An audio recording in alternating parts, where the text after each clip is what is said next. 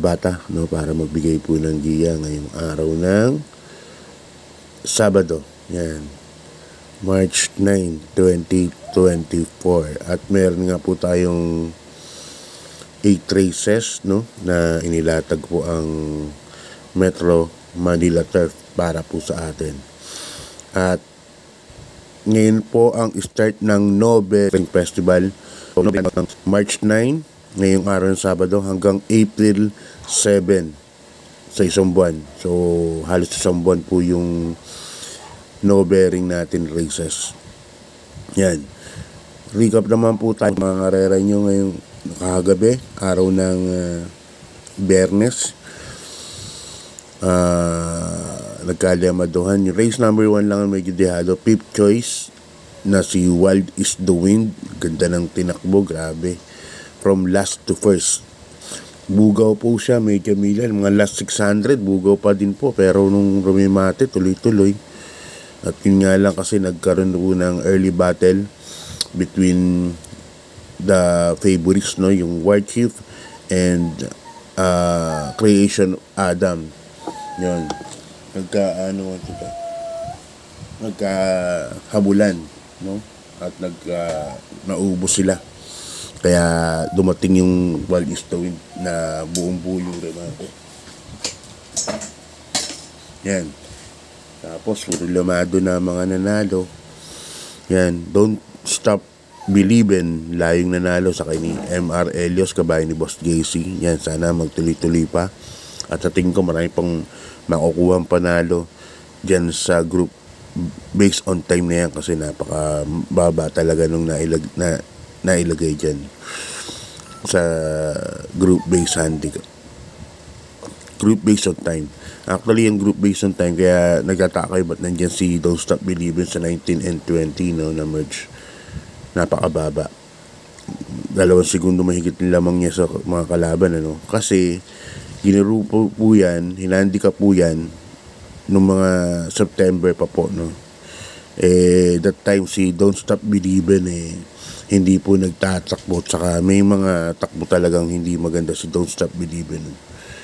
Yan, hindi tumatakbo si Don't Stop Believin', nakabakasyon, kaya doon po na ilagay yung group niya. Yan. Yan, sana magtuloy-tuloy pa. Yan, sa mga nanalo, congrats sa mga natalo, bawi na lang po. Okay, race number 1, Bayang Karerista, 3-year-old and above maiden race. Yan, distance natin lahat ngayon dahil weekends. First case ko, number 4, Bronze Bell, nasa sa ni Jackie Mark Alvarez. Yan, siya po ang may pinaka best time dito, si Bronze Bell. Batak na rin po sa laban to si Bronze Bell sa mga ganitong distansya. Kaya siya ang napipisil kong first choice. Ang second choice, Essential Lady, nasasakyan ni Jackie Apoy Asuncion. Yan.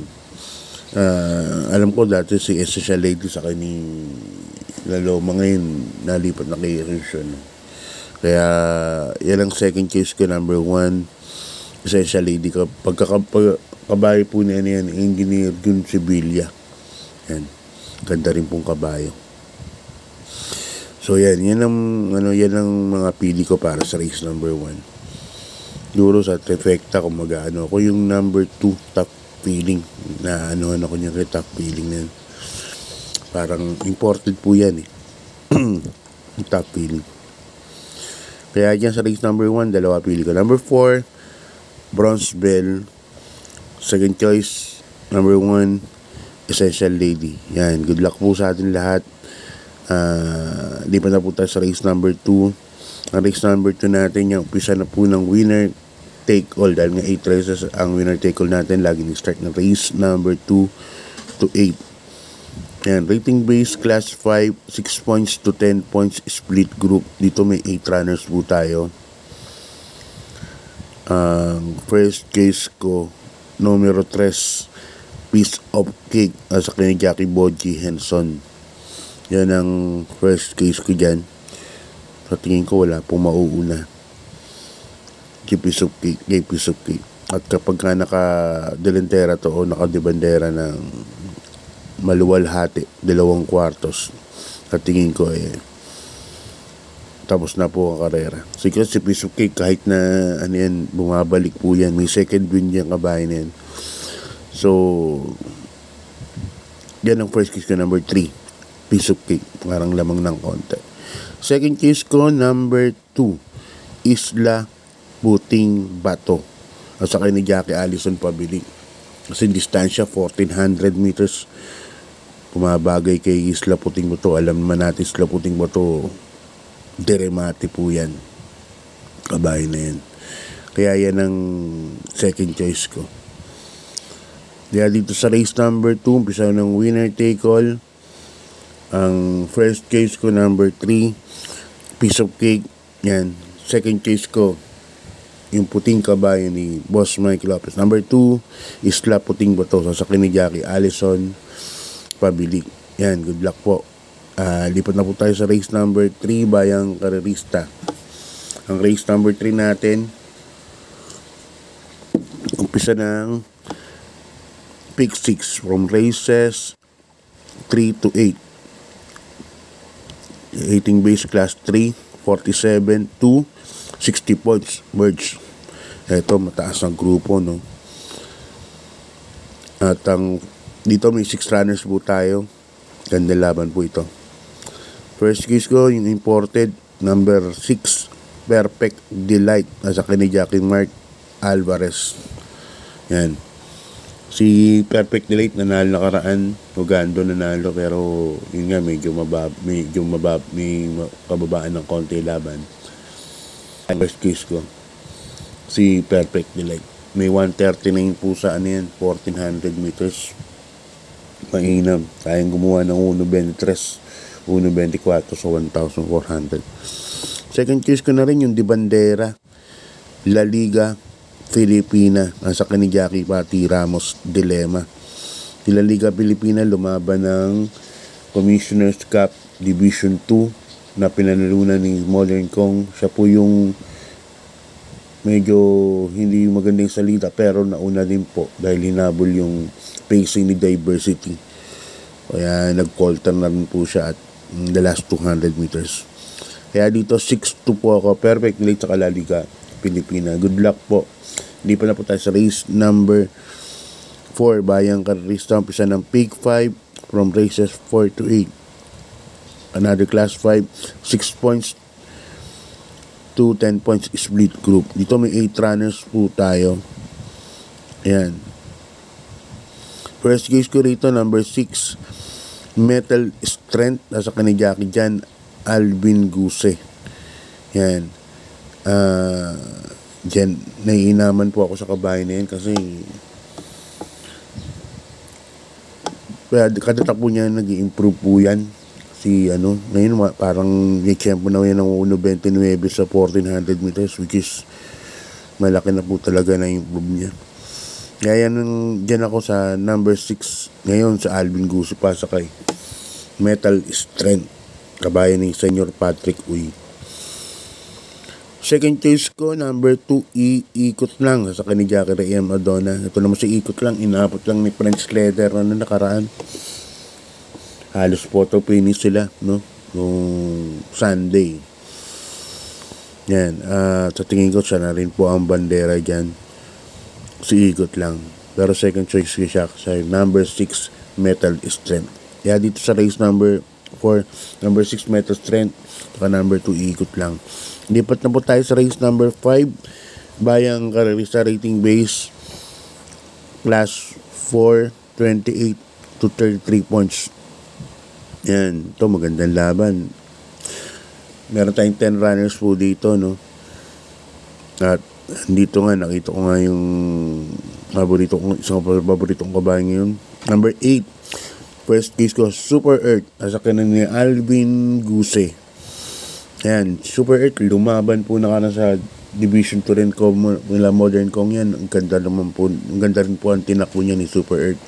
Pumasok lang sa loob. Hindi ko alam kung mga pang-5, pang-4 dumating to. Pero malapit lang po sa mga nanalo. Yan ang first case ko, baka solohin ko pa yan eh. Numero 8 na yung Super Earth. Nakagandahan ako sa amin yan, sa mga tinatakbo ngayon. Kaya yan, number 8 Super Earth. Nako, sa akin parang nalalamangan ako. For two purposes, protection o pamorkas o pansama sa trifecta, yung dalawa na rin. Number 1, Yana Silver, sa ni Jackie Mark Alvarez, at saka yung numero 7 na sa ni Lester versus Luke Skywalker. Okay, lipat tayo sa race number 6, bayang karera sa rating base, class 5 non-placers, no? Ito meron tayong 6 runners natatakbo, no? First case ko rito, numero 1, Winsome Maxine. Yan, tingin ko segundo lumado pa ito. Number 1, Winsome Maxine, sa ni Jackie JTZ. Yan, Winsome Maxine, tingin ko siya bandera dito. Ma-rate lang, tingin ko may panalo. At alam nyo, napapansin ko niya kay Winsome Maxine, mas mahaba distansya, mas maganda po ang tinatakbo. Naalala ko nung may 129 po yan sa 1400 meters dati. Kaya natingin ko mapapares po yung malalamado rito na si Honey Rider, no? Sa numero 1, Winsome Maxine. Kaya yan na rin ako, number 1, Winsome Maxine. Tapos second case ko lang yung malalamado rito, yung number 6, Honey Rider, na sa ni Christian Elwad Vincula. Good luck po sa inyo. Lipat na po tayo sa penultimate race, bayang karista, rating base, class 5, 11 points to 15 points, split group. Yan, meron po tayong 8 runners po dito. Yan, may 8 kabayo po tayo dito. First case ko, number 2, o solo ko na, no? Numero 2 na Mascar, at saka ni Jackie Allison Pabilik. Allison Pabilik. Yan ako, number 2 na Mascar. Mainam ngayon po itong kabayo na to, nasa kondisyon po. Kaya sa tingin ko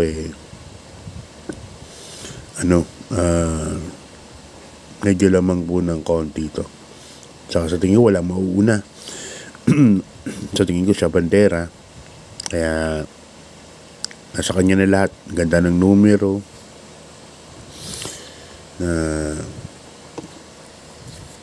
tapos wala naman lulutya, so nasa kanya na lahat. Kaya ako susuluhin ko na yan, numero 2 na Mascar, nasa ni Jackie Allison Pabilik. Pero yan, kung forecast kayo, pag gumenta, number 3, Freedom, kasama nyo. Yan. Okay, lipat tayo sa last race, bayang karista.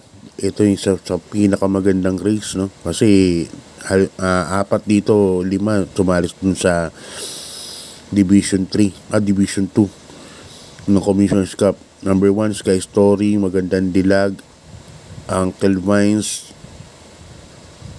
Uticus, yan. At Division 3 pala yun, sinasalihan nila, no? Nila Super Earth din. Division 3, hindi pala Division 2 nung Commissioner's Cup.